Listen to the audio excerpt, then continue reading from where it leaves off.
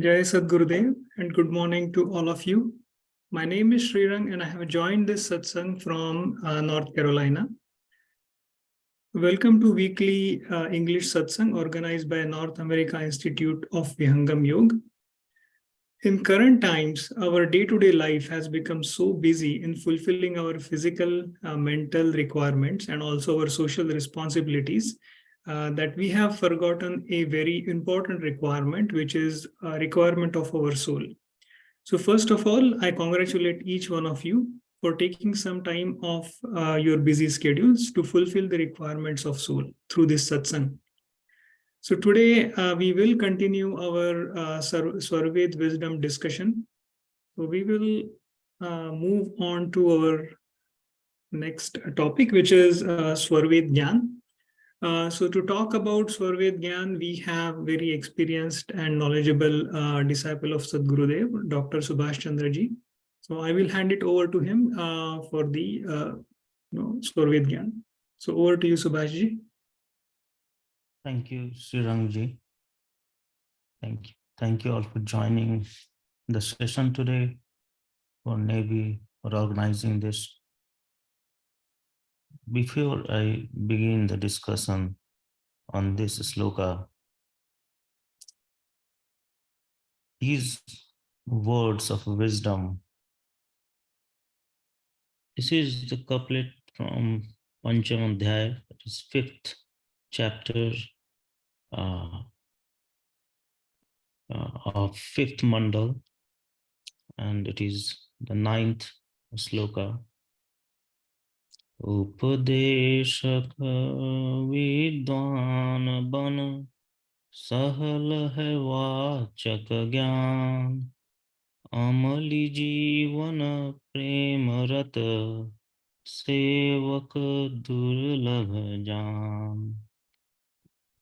So I won't be able to break down each word or word by word and translate it into English. I will be focusing on the essence. We focus on the very first line. Updeshak Vidwan Ban. So Updeshak is the instructor. Vidwan, a learned person, wise person who has read the scriptures, is full of knowledge. So it says that it is easy to become a learned person and become an instructor of Vihangam Yoga. It is also easy to preach that knowledge. But what is difficult is putting that theory into practice, using that knowledge in your day-to-day life. As they say, you walk the walk, you just don't talk. So this will be an example where you're using that knowledge in your own life in the most practical form. And Swamiji further emphasizes that it is rare such instructors or such knowledgeable people who also have used this knowledge in their practical life and are not just the bearer of the knowledge, but they're also the one who have lived or who are living that life filled with the knowledge, and it's a very rare thing to happen.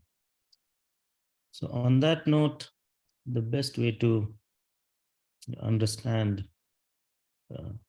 a scripture that is written by experience is either some sharing and someone's experience or sharing a story, and then that is the only way to understand that. What does it mean to say that it's easy to become an instructor, the knowledge bearer, or be called an intelligent person? Just like for me, it has always been easy to take day-to-day example. What I'm doing right now, I'm preaching. Preaching, what am I preaching? I'm preaching the knowledge. So the second part, Sahal hai vachak gyan. It's easier to preach the knowledge that is mentioned in Swarveda by reading Swarveda or by being given the ability or authority to preach it or share the knowledge with others. That is what I'm doing right now. But am I in my practical life going or leading my life as a Vihangam Yoga true disciple, as a disciple whom I should be, whom I need to be, as we talk in these books and as we talk about it in day-to-day life. So I'll also share an example. So there was a monk, and in that monk, people would come, would visit, and would be in the service of the Guru.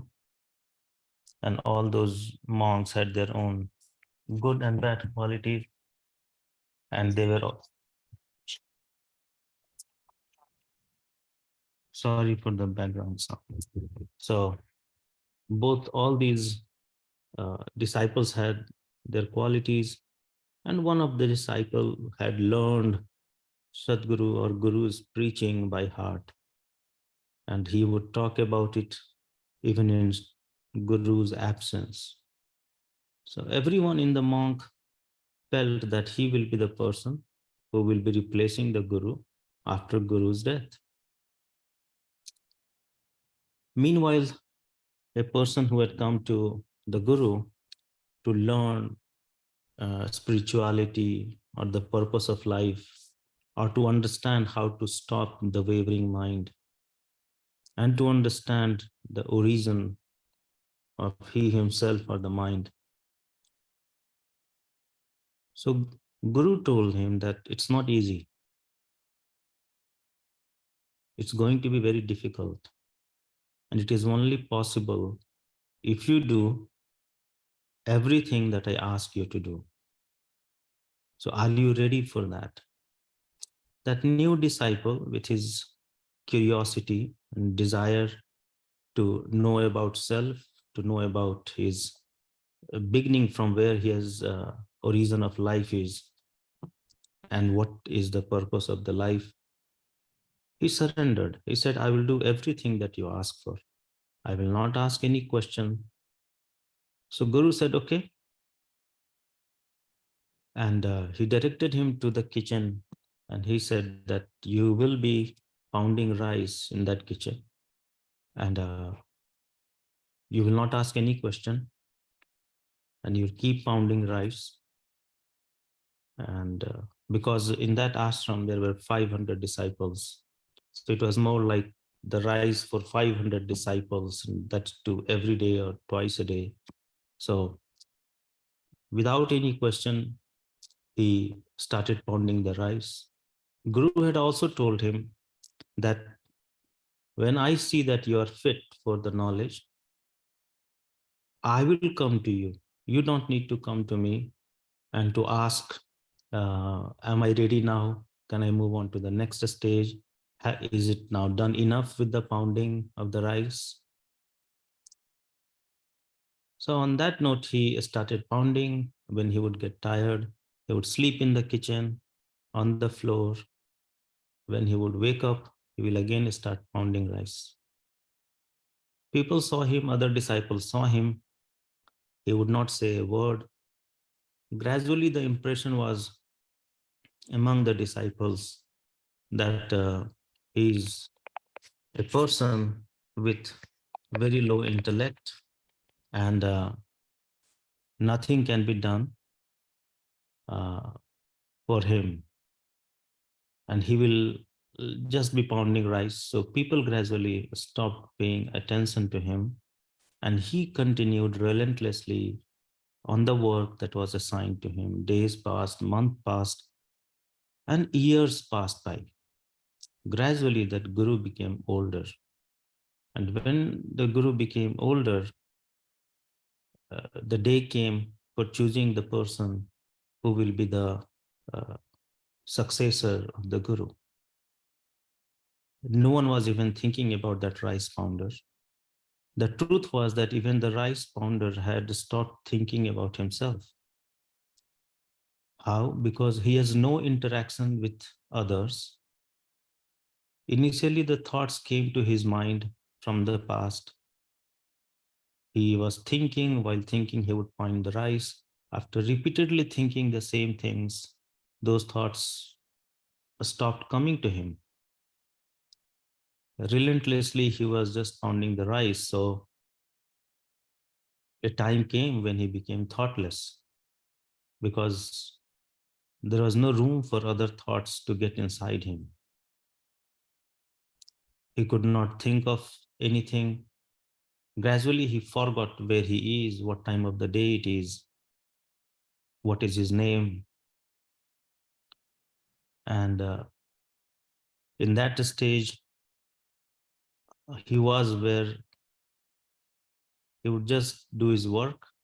There won't be any thoughts. So the guru had the selection criteria that whoever has knowledge to become my successor will write a few lines on my door at night, and whosoever lines I would like, I will choose him as my successor.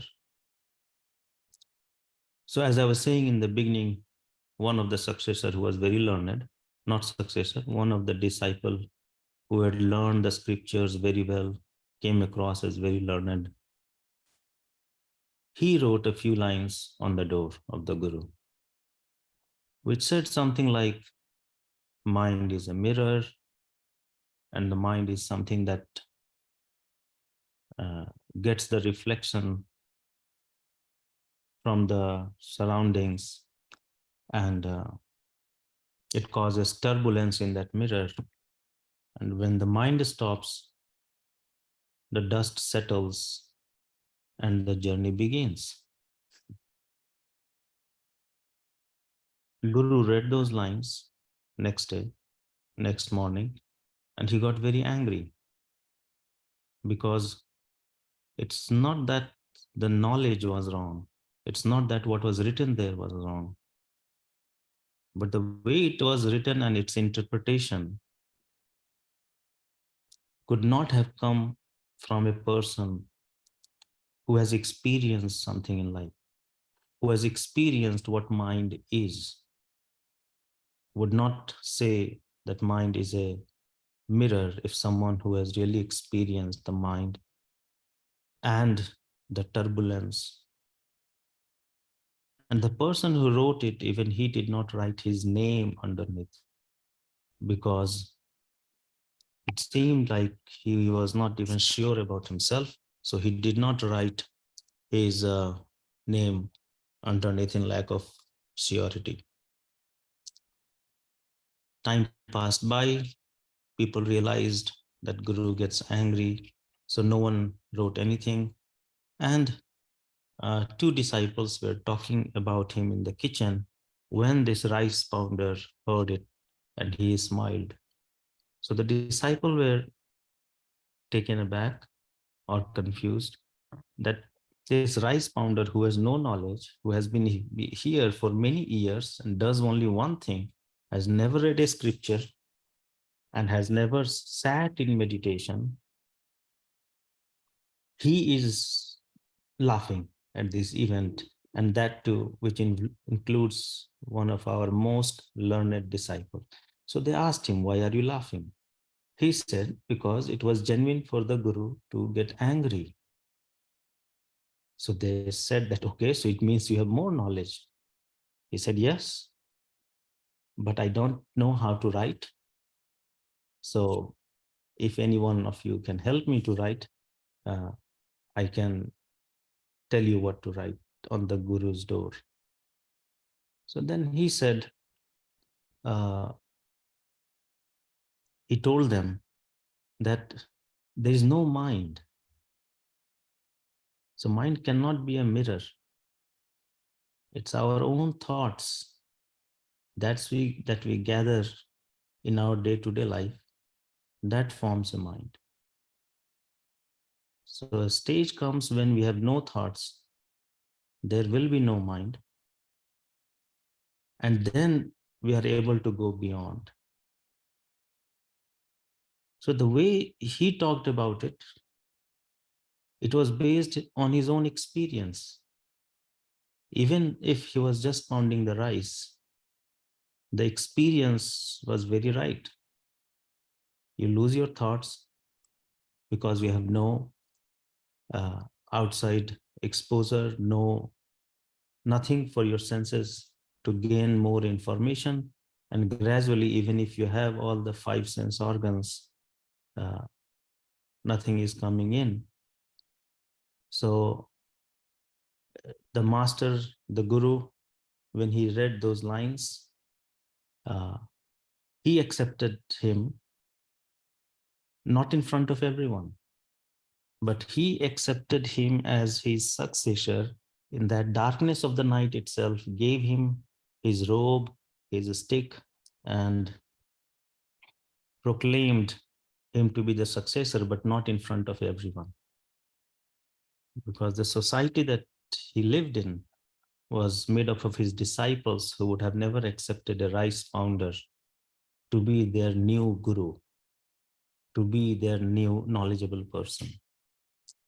So this story tells us so many things.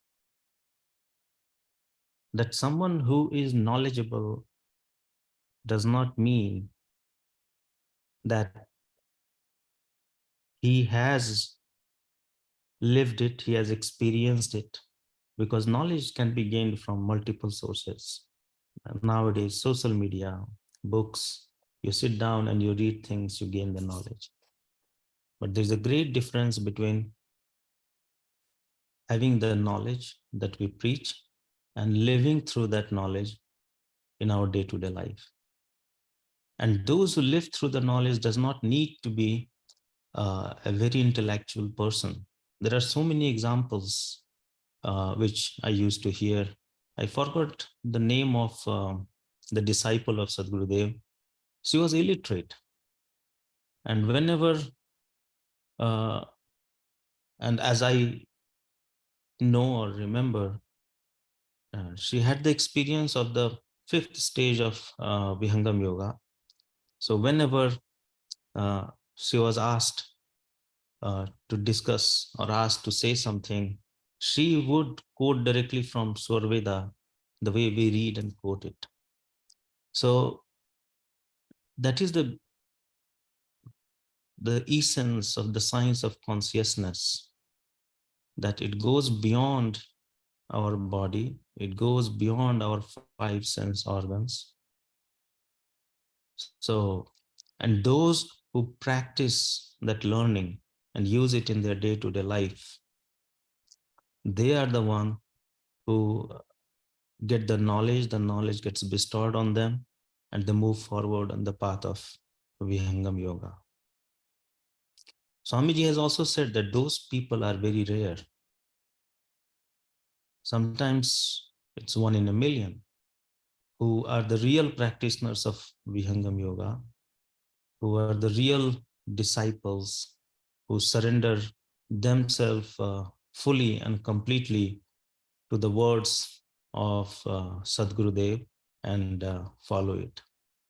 There have been many disciples who have reached, as I know, as I have heard, until even the fourth stage of Vihangam Yoga. And they found themselves very knowledgeable to the extent that a time came that they challenged uh, Sadhguru Sadafal Devji Maharaj himself when the time was of nominating the successor.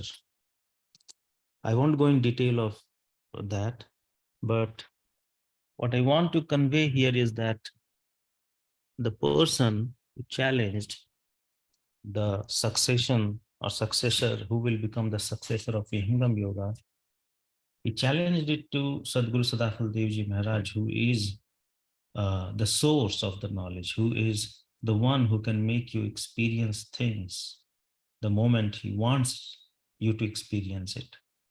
So the bookish knowledge versus being the real recipient of the knowledge and getting it from your seva, the seva that we do, that is uh, what makes someone capable, or that is the only criteria. The seva is the criteria that makes one recipient of this rare knowledge and rare wisdom. So before I move on to the next sloka, next couplet, back to you, host, for any questions, discussions, comments. Thank you, Subhashi, for explaining this doha in very detail, and thank you for giving a practical example where we can understand that how this how surrendering and to the guru and not having not applying your intellect in this knowledge, just having that experience is such an importance in the spiritual path. So we will open the floor for any questions on this doha. So if you have any thoughts, if you want to, if you have any questions, please unmute yourself and ask the question, or just, put your thoughts forward. Okay. So I think there are no questions on this doha. Maybe, people will probably have more questions after we discuss next one. So should I move on to next doha, Subhash? Yes, sure, we can. Save भाव सेवक रहे उतरे भव निधि पार अन्य भरम संसार में सूझे वार न पार. As you can see, the English translation is written there. Sevya bhav sevak rahe. Sevya, to serve. So when you have the feeling or the desire to serve, with that utmost desire to serve, and when you become a real servant, that is the only way to cross the level of prakriti, cross and go beyond this bondage, this worldly bondage that we have. Any other technique rather than surrendering yourself and being a real servant, no other technique is going to help you or liberate you from this bondage of this worldly life other than the service to the master. So it's very important to understand, and most of the time I've come across people lack this understanding in most of the occasions that I have come across or talked to people. First and foremost, the question would be, why is it so that Sadhguru Dev is the only person to whom I need to surrender? Only then I will learn this science after surrendering.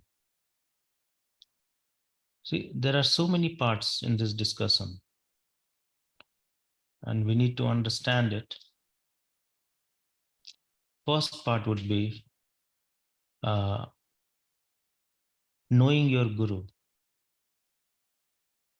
Because if you don't know what are the qualities of your guru,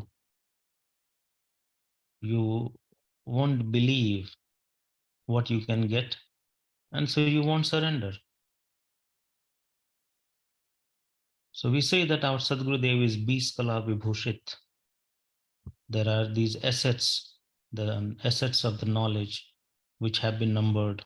There are 20 different, again, won't go in detail of that, but more important, and I don't even remember all those, is that knowing that uh, our Swamiji is Bees Kala Vibhushit,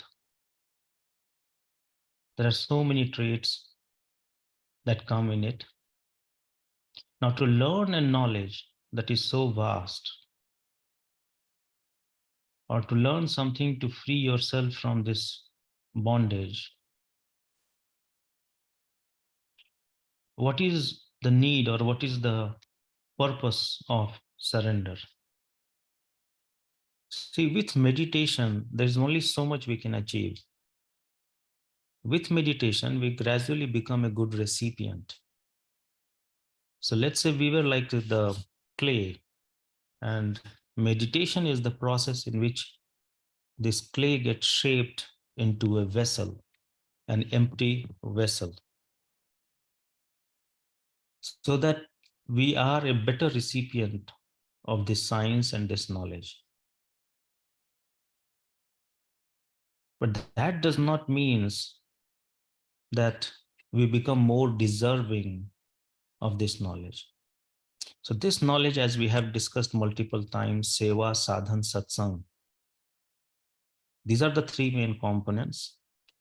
Be a servant, be a good disciple in terms of meditation, and it's very important to do satsang, what we are doing right now, uh, being in the company of such people, in from where you not only get the intellect, but you also get, there's always a flow of energy from higher energy to the lower energy.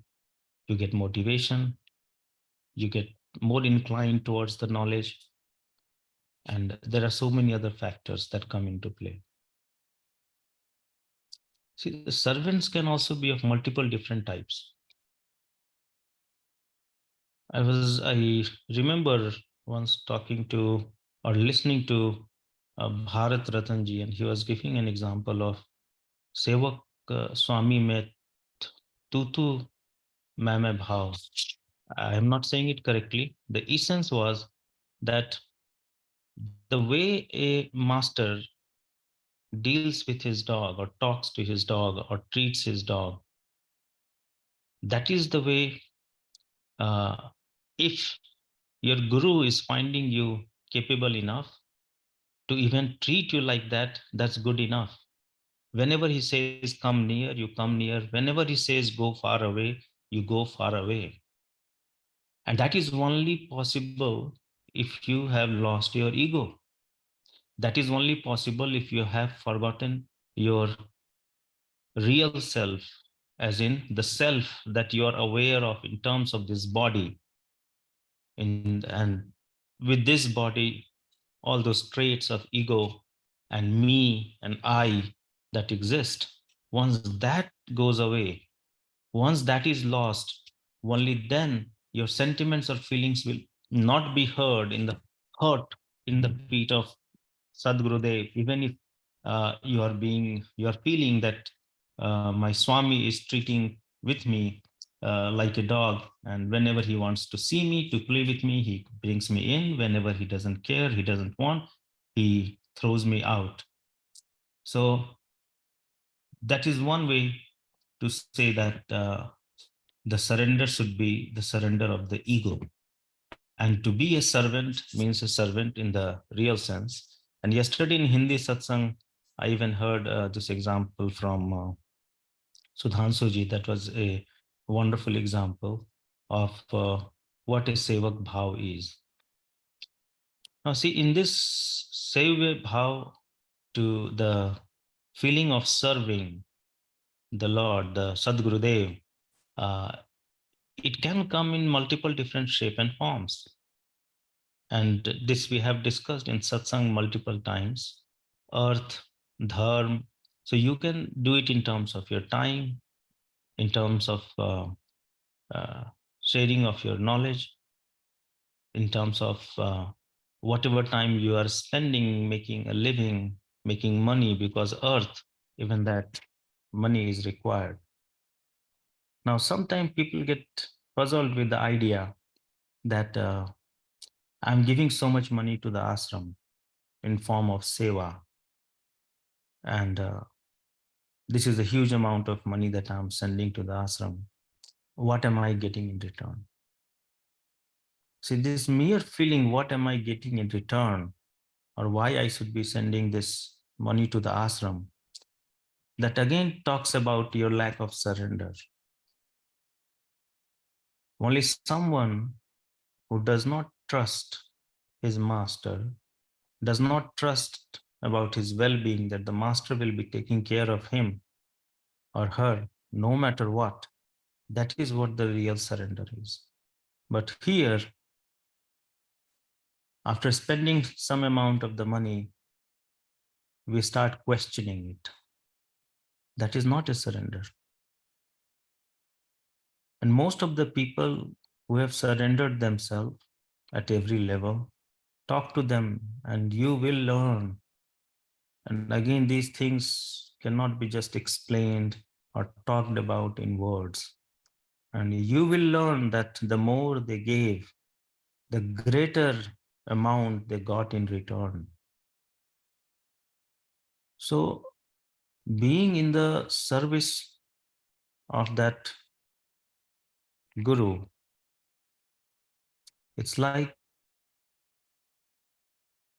it has been explained, guru is a culprit. You get from guru whatever you ask for. And very few people ask for enlightenment. Most of the people still ask for that once they feel that they have surrendered, they ask for their well-being. That Guru, I am suffering from this illness. How can I get rid of this illness? Guru, I am having loss of money. How can I make more money? And please help me so that I don't lose more. So it is either the worldly things, materialistic things, something to do with the family, the job, and whatnot.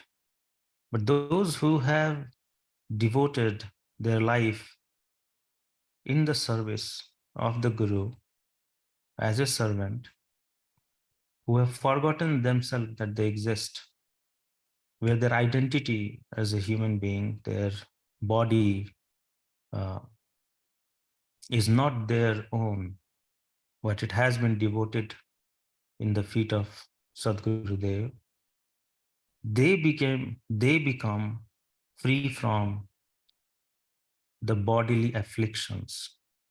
When you are at the mercy of the Guru takes care of you. Guru makes your wishes come true. So when you wish for surrender, Guru even makes the surrender easy for you. When you wish enlightenment, when you wish it, you get enlightenment. But if you don't wish it, and you just feel that I am in the feet of Sadguru Dev, I'm in his service, that's not good enough. So the way we function is that we get what we ask for. I may have shared this story even before, and but I will share again. It seems very relevant with this couplet.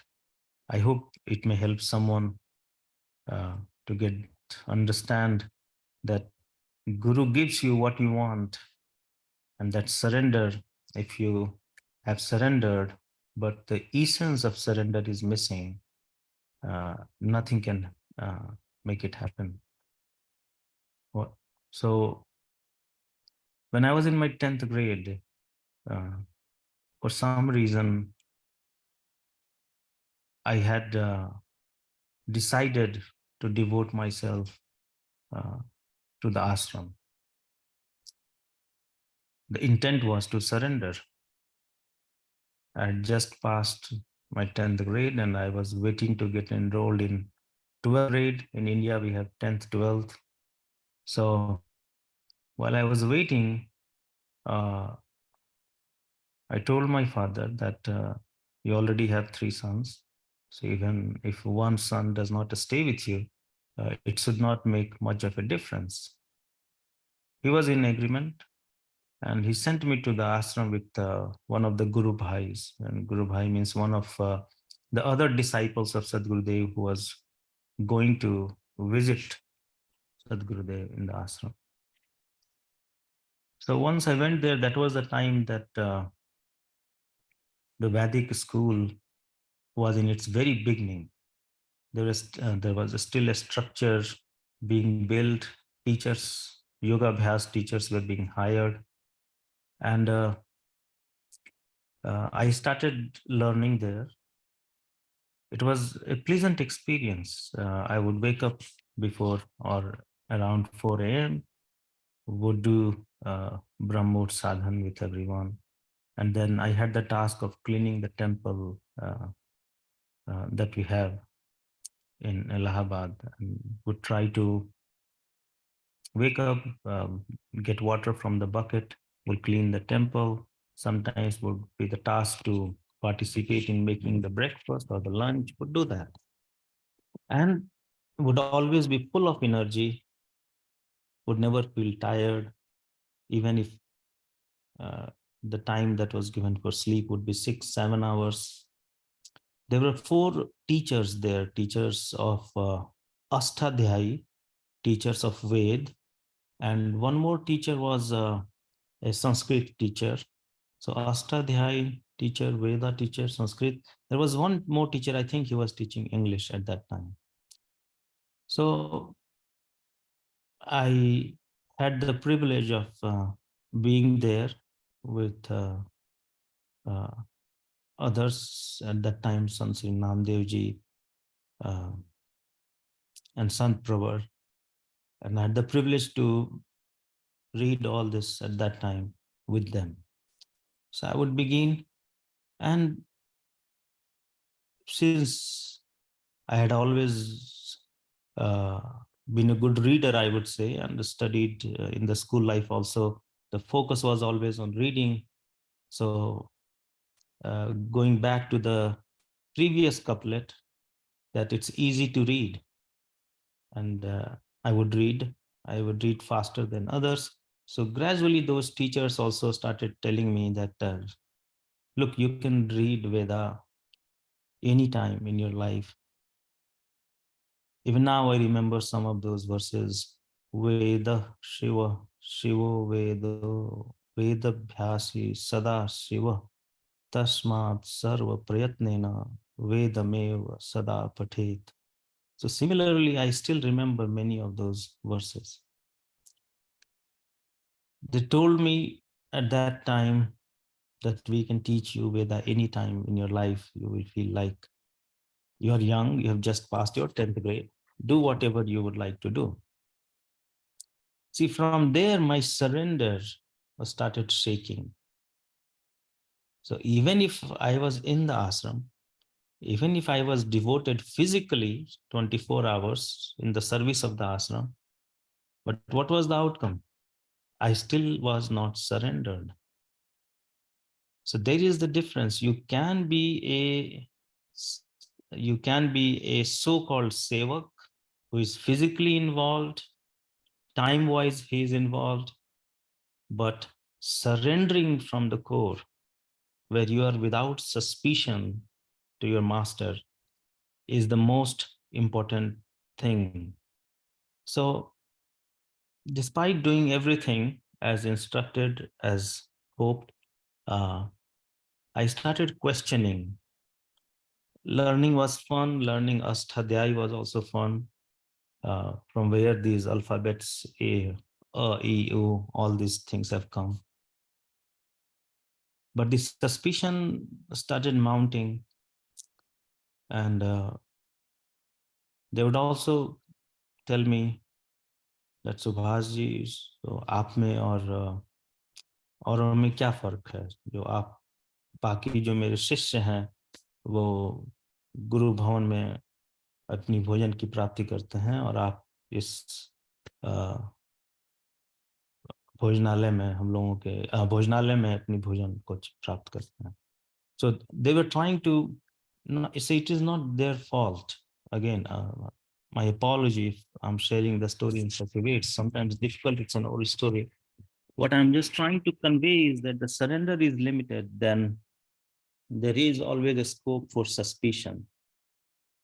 They would give me examples of the differences that the ashram is doing. They would give me example of why Sant Sri Namdev Ji and Sant Pravar Sri Vigyan Dev Ji will have uh, their food in the Guru Bhavan, in the Sant Niwas.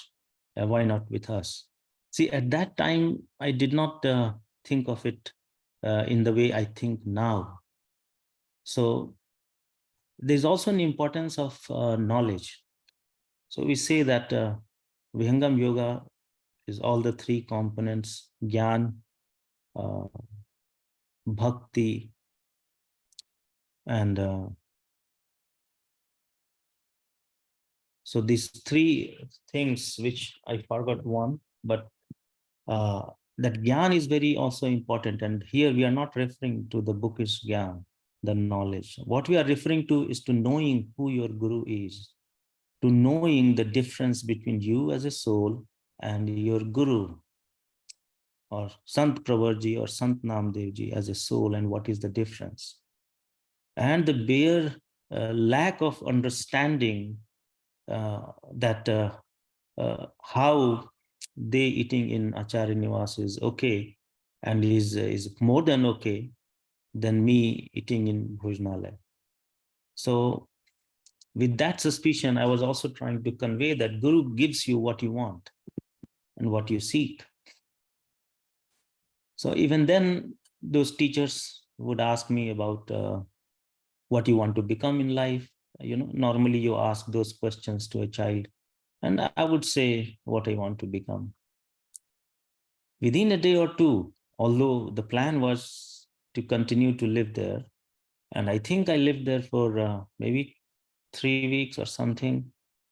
And within a day or two of these discussions that started happening, in which those teachers would talk to me, I would somewhat get suspicious. And within a day or two, Swamiji called me and said that, how are you doing? How is everything? And what you wanted to do in your life? And I said the same thing, that I thought of becoming a doctor. So see, if I look back in time, he openly gave me the opportunity and asked me, what you want? What you want from this life? What you want from this ashram? And uh, being a innocent or someone who did not have that spiritual backing or knowledge, I ended up talking about the monetary uh, gain, or talking about aim of the life, which was materialistic aim. And within 2 days, he made arrangements for me so that I can go back to my house. And I went back to my house.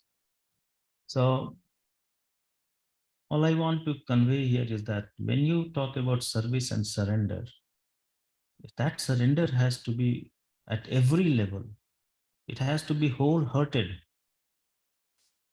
You cannot have a different thought in your mind and your actions of devotion be there. So, man, so from every fiber of your being, the devotion and surrender needs to come. And when it's there, nothing would prevent you from the liberation of this bondage of birth and rebirth. Anytime you're suspicious of anything, then uh, there is nothing that can free you from that bondage. And one of the part of Gyan Bhakti, Gyan Yoga, is knowing. It is not always from books. It comes from experience. It also comes if your guru wants you to know it, if you're deserving to know it.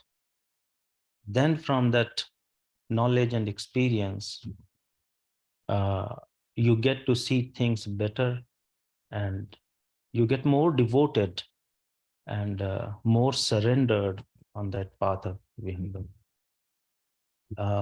Back to you. Back to you, Sriramji. And if anyone has any discussions, thank you. Thank you, Subhashji, for explaining this Doha wonderfully and also telling us your personal experience and how Sadhgurudev gives you what you ask for. So it was really touching experience, or the sansmaran that you have shared with us. I just want to quickly touch upon the point that you brought up about seva, and when we are doing seva, or when we are doing probably we are giving donations, let's say for Swarved Mahamandir. The typically what happens is people will ask, right? They have some kind of doubt, why we are doing this. Will I get the physical benefit if I perform this seva? And that those that bhav, or the thought process that some people have behind doing seva, that reduces the importance of seva. So as you said, right, the bhav with which we do seva, that is more important, and where we have to just do the seva with full surrender without having any expectation. In Swarved, Swamiji has written that, I'm not able to recollect the exact couplet, but the meaning of it is the Nishkam Seva, or Seva with no expectation from the Seva, is the best form of Seva. So this was really, very nice explanation from your side. So we will open up the floor again for questions about this Doha or the previous one, or people can share their experiences, or if they have any questions. Just Gurudev. Yes, Gurudev Niranjanji. Just Gurudev. I don't really have a big question, but I just want to thank all of you for sharing such a wonderful and beautiful, because this definitely makes a lot of impact to people who are listening. It really redefines what a service is, what a seva is. Generally, this is the seva that we are talking about, which is really at the core of the existence, which is what the Sadguru seva is, what is the which is the cosmic design actually. And in the last couple of sessions, I think we have really defined in various kinds of seva, tan, man, dhan, or gyan. And then so I just wanted to kind of commend all of you for sharing your experiences and making us really understand the depth of the meaning. And generally the seva that people are used to, like charity and things like that, is really a byproduct, I think, which is if one is established into the guru seva, then everything else is a byproduct. Means those will naturally happen. And I think that I just wanted to kind of mention that. Thank you. I'll definitely would love to hear more from the others who are listening, and on this. Thank you. Thank you, Niranjanji, for your thoughts.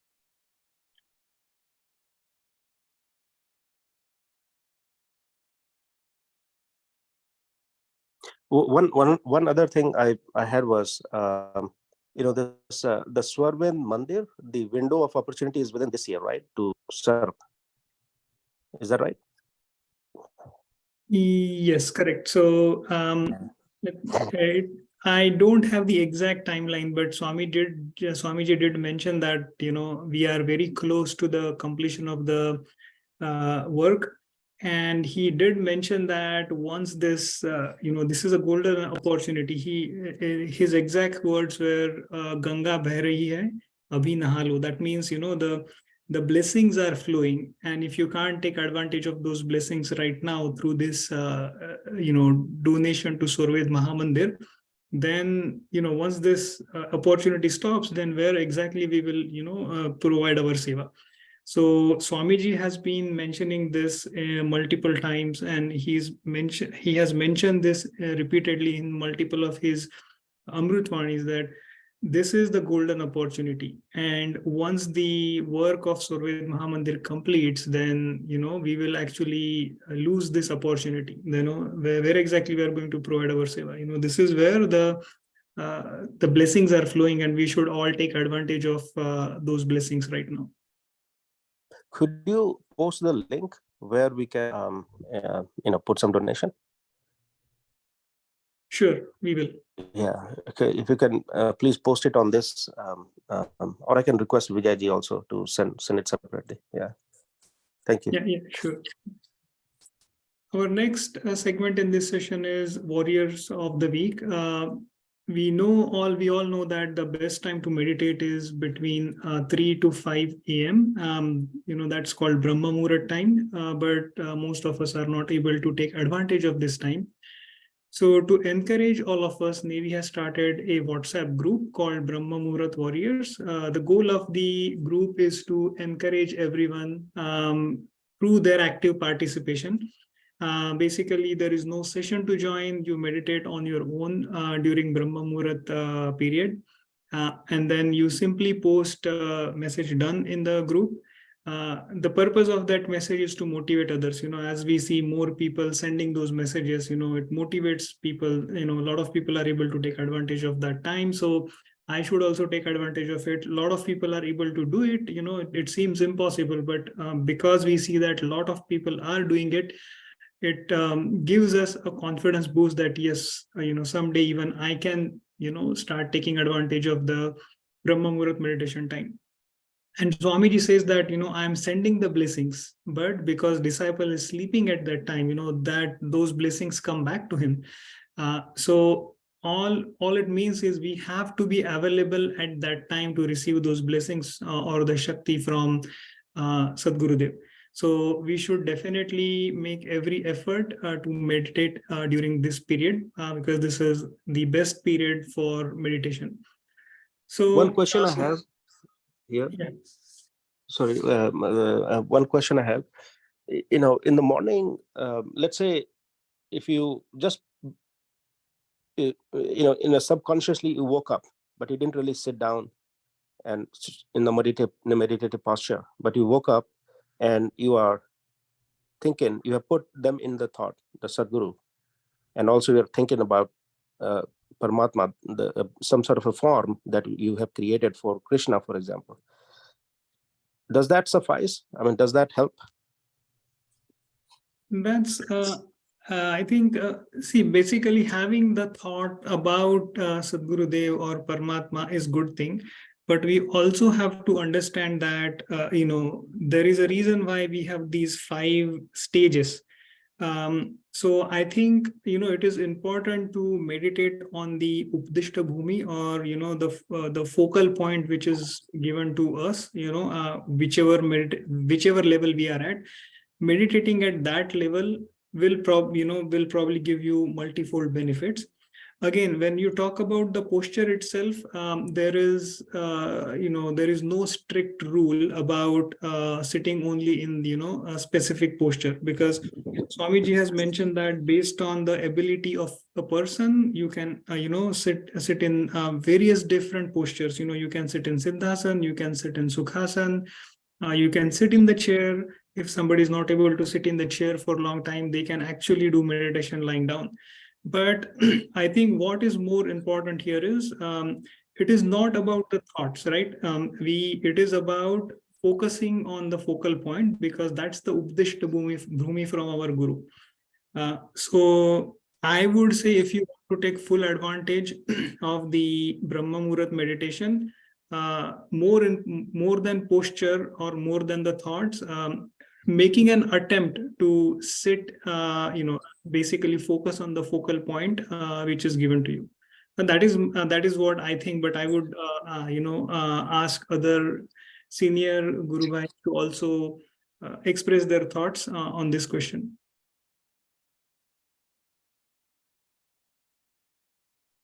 जय सदगुरुदेव श्रीरंग जी, मैं दो शब्द रखना चाहूंगी. I would like to talk something. See, by doing this, what we are trying to achieve. Shubh karma, Ashubh karma, Vikarma. We know Vihangam Yoga has those karmas, types of karmas. Now, any good thoughts or good deeds comes under bucket of Shubh karma, right? Either it could be Sakam or it could be Nishkam. So now, towards the Paramatma Prapti, it's called Niskam Karma we should be doing. And what is that state of yoga? It's far beyond where we are right now. And we know from different Vanis that Ishwar Prapti Vani ka vishay nahi hai. What it means, इंद्रियों का विषय नहीं है. We cannot achieve the God by the thoughts or by chanting, just chanting all day, mala jap or whatever. God को याद करूं मैं, God, God, God.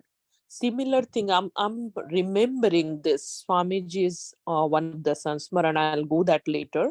By doing that, can I achieve the God? Not, because I'm using all my sensory organs, action of organs. With that, I am limiting just here within the Prakriti. And the God is beyond the Prakriti. So to achieve, to meet the God, to unite with God, we need the technique, a yukti, which is beyond the Prakriti, which is through the meditation. There's no other way. And this is the beautiful thing, that we are in the journey here together, learning together what could be that way to lead the beyond the Prakriti. And Swamiji has that. Yadi vidhivat tum sadhan kari ho, main tumko batlaunga. He has that, and we know who is the master, can lift us to go there, right? Now, still we are in Prakriti, and it happens, and with the needs, with the health, things change, and we do, but it's still doing good things, remembering God, not breaking the schedule 2 times meditation, all that. That's very good. We should try our hard. But there is, every work has a technique to do. If other way the technique we do, what result we get? Not the full complete benefit. The same thing here. Complete benefit, we will be away for it. But first of all, why we are here also? Only destined people, fortunate people are here. All of us learning together, which is beyond our our indriyas that we haven't seen, and we are learning that, and we know who is the master could give us. So even to get there, if we think our foundation, what we have been praying so far, and we are here directed because of that foundation. If I go to Jagdish Hare, we all have built that foundation. Om Jai Jagdish Hare, Paramatma Istuti we have been doing through that prayer. But in that lines, what we are actually doing, the avyakta form of the God only we are praying. How do we know? We have been just chanting and chanting, not realizing. If we understand the depth of the meaning, which is we are here, we are trying to relate what we have been doing and what we are supposed to do. We grow over the time.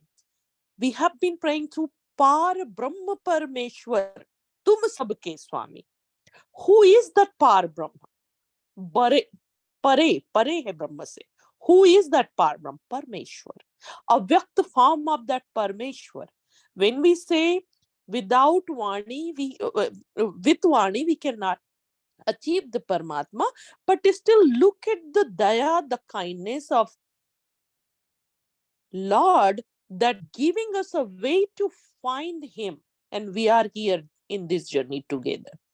The other line, if you go in that prayer, it says, तुम हो एक अगोचर सबके प्राणपति. Everybody's pranas. Who is that? Ek ho agochar. Who is that? Agochar. We can't see through the eyes. If we cannot see through the eyes, so keeping in the front our the murti and we are praying, what we are praying for? If it is agochar, so what we are seeing is not the same. So what is going on there? See, we have been built, our culture is so rich. The Vedic knowledge is so rich. It is within in. But to explain the real truth, what is behind, we are late to the journey now. And we have been given the technique also.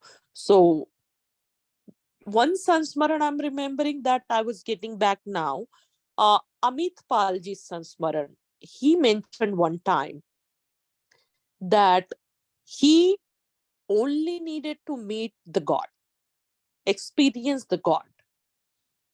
And for that, he could go to any level of the seva that he could get. But seva with the bhav that I am meeting the God. So Swamiji says, takes him to the ashram and shows the people who are doing 24/7 seva over there. See, Amit Palji, look at these people. They are doing seva, not keeping anything, and they are doing seva. You want to meet with Vaheguru, and if you say roti, roti, roti all day, will you get roti? Or you have to do something? You have to do something. You have to cook roti. Then you will get roti. So how could you think just saying Vaheguru, Vaheguru, you will achieve and you will get Vaheguru? So he was given the seva. And that seva, he puts himself, and there was a stage that without questioning, he get all his answers. Now, from his thoughts, even meeting Paramatma is also not there. Whatever seva he's getting, he's happy with seva. He got everything what he wanted. And this is how the state Sadgurudev takes us to that state. So just wanted to put, if we use our mind and intellect to think, and again, there are limitations with that and how far we could go, we have been doing that. Now we are in the path where this knowledge is there. We are exploring beyond. So I think we should be following the technique, what we are told. So just wanted to put that through that. Hope it answers the questions that Niranjanji posted. Thank you so much, Jai Sadgurudev. Thank you so much, Mayaji. Thank you. That was very helpful. One follow-up question was, so when we focus on the focal point, which is the Nasika tip, and then still we imagine Sadguru, right? So in the beginning, when we are focusing at the focal point, we definitely put our prayers to Sadgurudev. Hey Sadgurudev, I'm in this path. Please guide my intellect into the righteous path. This prayer we do through the Guru mantra. And it's up to Gurudev. What we are prescribed is consistently look at the focal point. We have to remind that sitting on Siddhasan and keeping not directly on the ground, whatever we have been taught during the initiation, we should be following that. And backbone is straight and looking at the focal point. Keeping the light not dark completely. The room should not be dark. Light should be enough that you could be able to see the focal point.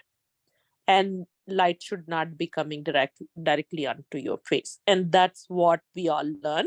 And we should abide as much possible onto the given technique. I see. And what do we think at that time while we are No concentrating thinking. on the If focal? thought comes means your focus is not at the focal point. Believe me. I see. Only two I things see. could happen. Either you are focused at the focal point or you are not. If you are not, thoughts will come. So again, I see. remind yourself your backbone is straight and you are looking where you are supposed to. Got it. Thank you so much. I think, Sure. I think this is exactly what was told, and it's good to kind of refresh that, especially for, yeah. For Thank you. sure. Yeah. Yeah. Thank you. Thank you for all your questions, Niranjanji. It helps Yeah. all of us together. Yeah. Warriors of the week for this week are Bhagwati Patel ji, Lalmani ji, Prachik Shirsagar ji. My name is also there. Surya Alam Raju ji, Tejinder ji, Vinita ji, and Yogesh Shirsagar ji. We also have inductees of the week. These are the disciples who have meditated at least once in the week. I know most of these are in the warriors of the week. So, life happens, you miss one day and then you are into inductees of the week. But yeah, these are the people who have at least meditated at least once in the week. So inductees of the week are Amit Tadekar ji, Anu Kumar ji, Maya ji, Mayuri Krishnan ji, P. Murugan ji, Ranjani ji, Rashmi Kuri ji, and Tanuja ji. Thank you everyone for encouraging us and showing your consistency in the meditation. So thank you for that. So we have reached now the last phase of today's workshop. In the Shanti part, we chant for peace for everyone in this universe. May Sadgurudev bless the entire cosmos with peace, love, and prosperity. I again request Devji to recite last few lines of Shanti part for us. Over to you, Devji. Shantipat. Hey Prabhu Shanti Sarupo Shanti Shanti Maya Shanti Shanti Shanti Jana Shanti Ho Purna Shanti Maya Shanti Hey Prabhu Shanti Pradana Kara Duraho Sarva Shanti Deva Sadafala Shanti Maya Shanti Shanti Sukha Shanti Jasa Gurudeva Bhagavan Ki Jai. Thank you, Devji, for singing Guru Vandana Aarti and Shanti part with such a devotional filled voice. So this concludes our today's session. Thank you for making this satsang very successful with your participation, active participation. I would like to thank Jessica ji, Dev ji, Dr. Subhash Chandra ji, Maya ji, Niranjan ji for their active participation. I would I want to apologize for not being ready with the PDF and would like to thank Amit ji and Neetu ji for promptly sending the link to the PDF file. So thank you everyone for your commitment and willingness to join this session on regular basis. I just pray to the Sadgurudev that we all maintain this momentum and he keeps us all connected with his divine knowledge, and pray to the holy feet of Sadgurudev for peaceful and spiritual week ahead for all of us. So see you next Sunday at 10:30 a.m. On the same Zoom link. Have a wonderful day ahead and Jai Sadgurudev.